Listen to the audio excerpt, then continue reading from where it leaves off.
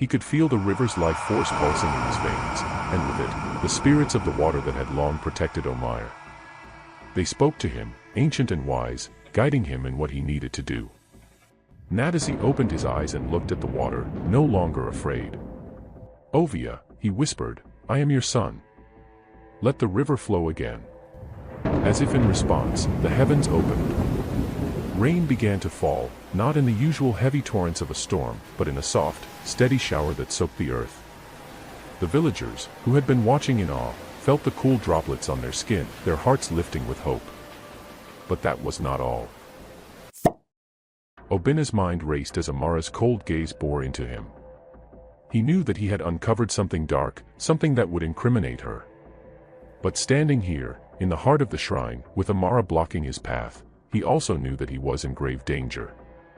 "You've gone too far this time, Amara," Obina said, his voice steady despite the rising tension. "The village will turn against you when they learn what you've done." Amara's smile widened, her eyes gleaming with a sinister light. "And how do you plan to tell them when you won't leave the shrine alive?" Before Obina could react, Amara raised her hand, and a sudden gust of wind slammed into him, knocking him to the ground. The force of it left him breathless, his vision spinning. He clutched the bundle of herbs, knowing that this was the only proof he had, but he also knew that escaping with it would be nearly impossible if Amara had full control of her powers here. Amara stepped closer, her form darkened by the shadows cast by the flickering shrine torches. "Did you really think you could defeat me, Obina? Ovia's chosen priestess? You're no match for the powers I wield." Obina struggled to his feet, his body aching from the impact of the magical force she'd used against him. He glanced around the shrine, looking for any escape route. The entrance was still blocked by Amara, her presence dominating the space like a malevolent storm. But then his eyes fell on the small altar of Ovia, the one he had helped maintain over the years. An idea formed in his mind. The altar had been a place of reverence for the river god, a symbol of the village's deep connection to the divine forces of nature. Perhaps he could appeal to Ovia for help. After all, the river god had blessed Nadasi, and Amara's corrupt magic was not something Ovia would support. Obina quickly made his move. Clutching the bundle of herbs tightly in one hand, he bolted toward the altar, hoping to reach it before Amara could react. Amara's eyes flashed with anger as she realized his intention. "You fool," she hissed, raising her arms to summon another wave of dark magic. Obina barely had time to reach the altar when a blast of energy struck the ground beside him, sending shards of stone flying into the air. He stumbled but managed to place the bundle of herbs on the altar. With a quick prayer to Ovia, he called out, "Ovia, great guardian of the river, protector of the village, hear me. Your priestess has betrayed you. Help me stop her before she destroys everything you have blessed." For a moment, there was nothing but silence. The shrine seemed to hold its breath, the very air heavy with tension. Amara's mocking laughter echoed through the space. "Ovia will not answer you, Obina. You are wasting your time." But as the words left her lips, the ground beneath their feet began to tremble. A low, rumbling sound filled the shrine, and the air grew thick with a sudden, overwhelming presence. The altar of Ovia began to glow, a soft but unmistakable light emanating from the stone surface where the herbs now lay.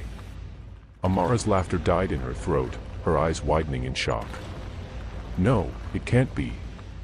The light from the altar grew brighter, filling the entire shrine with a warm, golden radiance. Obina felt the presence of the river god wash over him, filling him with a sense of calm and strength. He knew then that Ovia had heard his plea. Amara stepped back, her confidence crumbling as she realized the full extent of her mistake. "This isn't possible," she snarled, her voice shaking with fear and disbelief. "I am Ovia's chosen priestess. I am the one in control." But Ovia's presence was undeniable now, and the god's power surged through the shrine, sweeping away the darkness that Amara had brought with her. The symbols of dark magic that had tainted the space began to dissolve, and the air cleared of the foul stench of corruption. Obina stood tall, empowered by Ovia's light. "Your time is over, Amara. The village will know the truth." Amara's face twisted in rage. She unleashed one final blast of magic, a desperate attempt to regain control. But this time, Ovia's power shielded Obina, and the dark energy dissipated before it could reach him. Realizing she had lost, Amara turned and fled from the shrine, her footsteps echoing in the stillness of the night. Obina watched her go, knowing that her influence was broken, but also knowing that she would not give up easily. She would be back, of that he was certain. But for now, the immediate threat was gone, and Obina had what he needed to expose Amara's treachery. The following morning, Obina gathered the elders and the villagers in the center of the village. Word had spread quickly about the events at the shrine, and a sense of anticipation hung in the air. People whispered nervously, their eyes flicking from Obina to Ijeoma and Nadazi, who stood by his side. Obina held the bundle of herbs aloft, showing the villagers the dark symbols and the remnants of Amara's magic. "This is what was hidden in the shrine," he began, his voice loud and clear. "Amara has been using dark magic to poison the river and to turn you against Nadazi. She wanted you to believe that he was the cause of the village's suffering, but in truth, it was her all along." Gasps rippled through the crowd. The villagers exchanged shocked glances, unable to believe what they were hearing. The elder who had spoken to Obina before stepped forward, his face grave. "Is this true, Obina? Are you certain?" Obina nodded. "I witnessed it myself. I called upon Ovia, and the river god answered. Amara's magic was undone, and she fled the shrine. She has been manipulating us all, using fear to control the village." The elder looked down at the bundle of herbs, his expression grim. "Amara's betrayal is a great offense to the gods. We must act swiftly to prevent further harm." One of the younger villagers stepped forward, his voice trembling with outrage. "She poisoned our river, turned us against our own. We cannot let her get away with this." A murmur of agreement spread through the crowd, and the villagers began to rally around Obina and Ijeoma. The tide had turned, Amara's grip on the village had been broken, and the people were ready to take action. But Obina held up his hand, calling for calm. "We will find her, but we must not let anger guide us. We will seek justice, not vengeance." The elder nodded in agreement. "Yes. We will consult with the gods and decide her fate. In the meantime, we must restore the river and cleanse the village of the harm she has caused." Obina felt a sense of relief wash over him. The truth was out, and the village was united once more.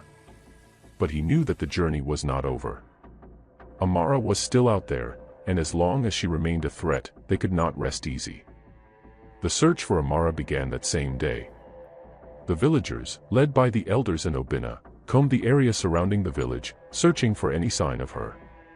They scoured the forests, the riverbanks, and even the hidden paths that led deeper into the land. Days passed, but there was no trace of her. It was as if she had vanished into thin air, leaving behind only the remnants of her dark magic. As the search continued, Ijeoma remained vigilant, her heart heavy with worry. She knew that Amara would not give up easily. The priestess had tasted power, and she would not let it go without a fight. One evening, as the sun dipped below the horizon, casting a warm orange glow over the village, Ijeoma sat outside her hut, watching Nadazi play with the other children. Despite the dangers they still faced, there was hope in the air, a feeling that they had overcome the worst. But deep down, Ijeoma knew that the battle was not yet over.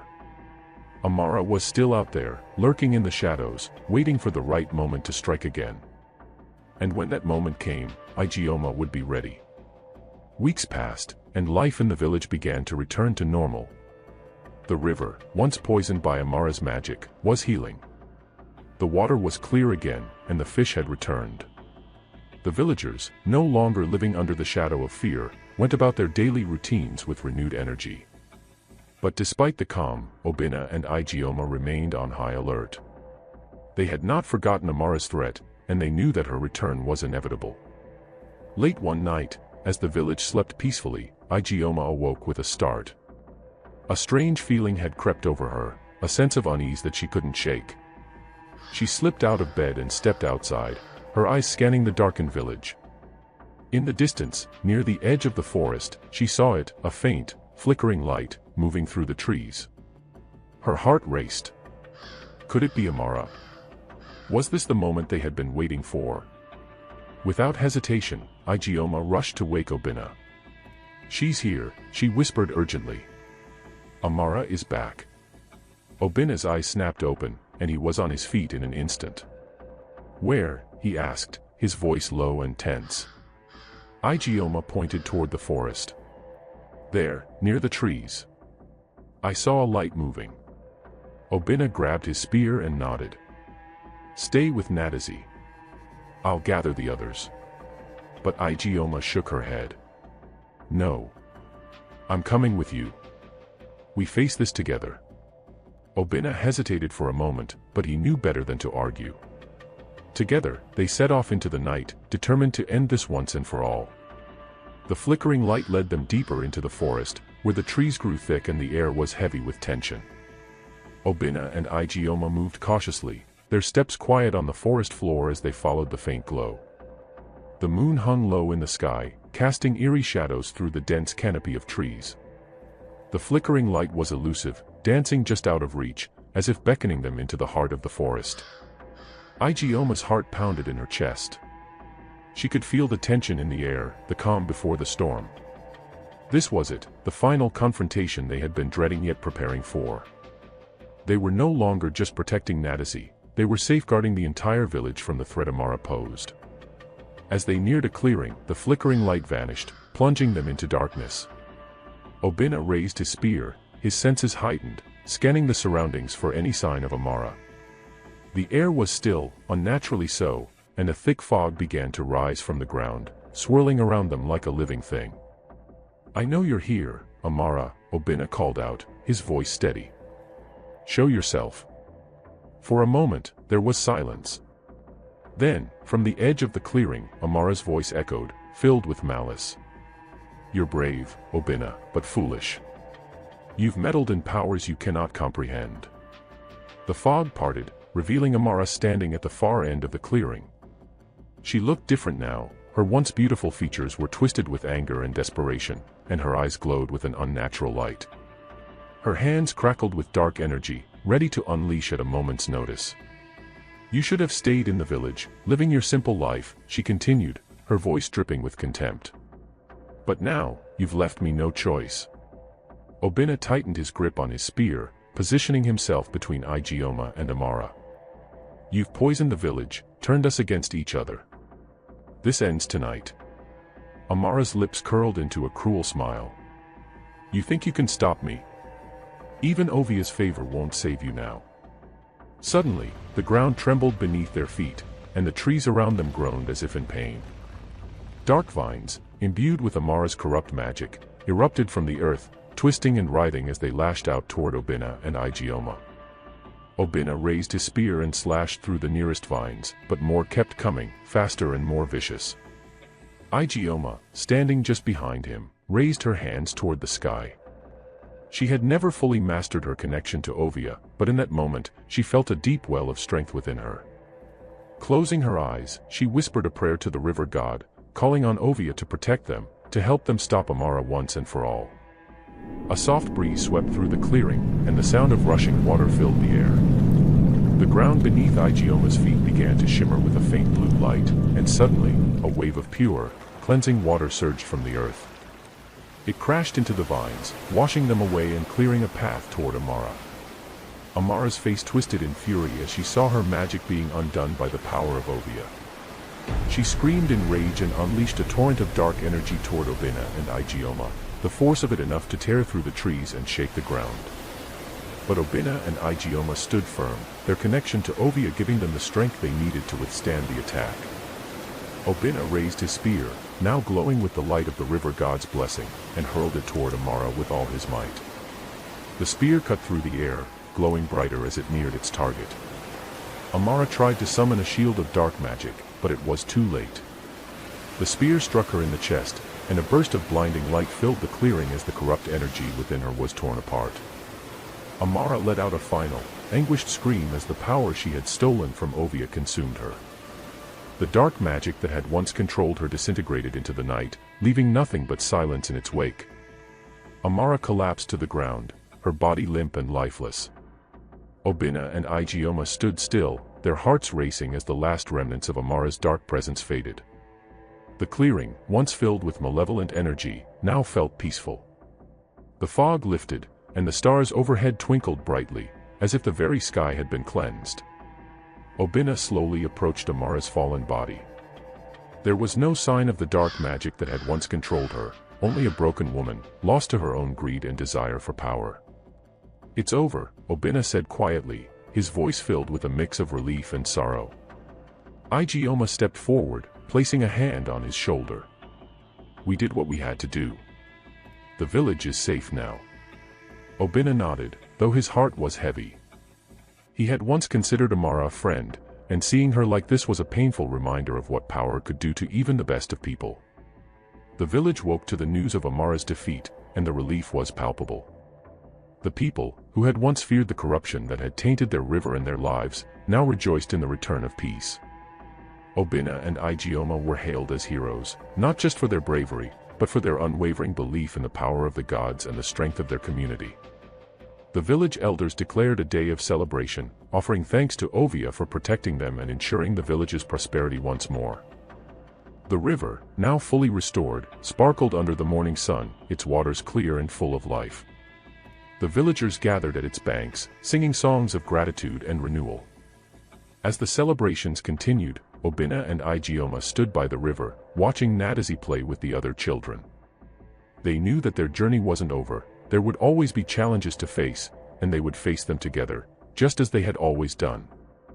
Obinna looked out at the river, the place where it had all begun. "Do you think she'll ever find peace?" he asked, referring to Amara. Ijeoma was quiet for a moment, then nodded. "I hope so. Perhaps in the next life, she'll find the peace she couldn't find here." Obinna smiled, though there was still a lingering sadness in his eyes. Perhaps. But as they stood there, surrounded by the sound of laughter and the sight of their village healing, they knew one thing for certain: whatever came next, they would face it together, with the strength of their ancestors, their community, and the gods guiding them forward. Years passed after Amara's defeat, and the village of Omire continued to thrive under the protection of Ovia, the river god. But the villagers knew that something more profound was taking place. A quiet power was growing, unnoticed by many but felt by the earth, the waters, and the skies. It was Nadazi, the child born of both the mortal and the divine, whose destiny had been foretold.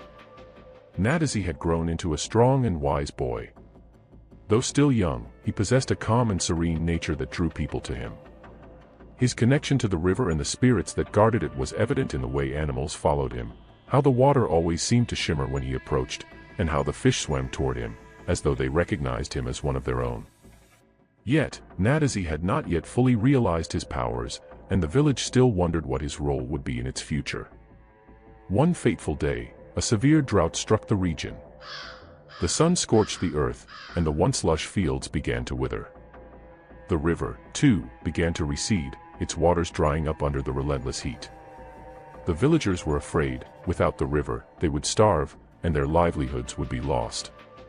Obinna and Ijeoma, now respected elders in the community, saw the fear in the eyes of the villagers. They knew the time had come for Nadazi to fulfill the prophecy that had been whispered since the day of his birth. "Nadazi," Obinna said gently, placing a hand on his son's shoulder. "The river is in danger, and so is our village. I believe it is time for you to embrace who you are and what you are meant to do." Nadazi looked at his father, uncertainty in his young eyes. "But what if I'm not ready?" Ijeoma knelt beside him, her eyes filled with love. "You are ready, my son. You've always been ready. The river has been waiting for you. Trust in yourself, and trust in Ovia." Taking a deep breath, Nadazi nodded. He had always felt a strange connection to the river, but now, he felt its call more strongly than ever before. It was as if the waters themselves were crying out to him, pleading for his help. Nadazi stood at the banks of the river, the dry, cracked earth beneath his feet. The village elders and all the people of Omire had gathered to witness what would happen. They watched in silence as Nadazi closed his eyes and raised his hands toward the sky. At first, nothing happened. The air was still, and the river remained a trickle. But then, a low rumble came from deep within the earth. The ground beneath the riverbed began to shake, and a soft glow emanated from the water's edge. The villagers gasped as Nadazi's body began to shimmer with the same ethereal light. His eyes glowed a soft blue, the same color as the river's sacred waters, and a rush of energy flowed through him. He could feel the river's life force pulsing in his veins, and with it, the spirits of the water that had long protected Omire. They spoke to him, ancient and wise, guiding him in what he needed to do. Nadazi opened his eyes and looked at the water, no longer afraid. "Ovia," he whispered, "I am your son. Let the river flow again." As if in response, the heavens opened. Rain began to fall, not in the usual heavy torrents of a storm, but in a soft, steady shower that soaked the earth. The villagers, who had been watching in awe, felt the cool droplets on their skin, their hearts lifting with hope. But that was not all. The river, which had been reduced to a mere stream, began to surge. Its waters, once brown and sluggish, now ran clear and pure.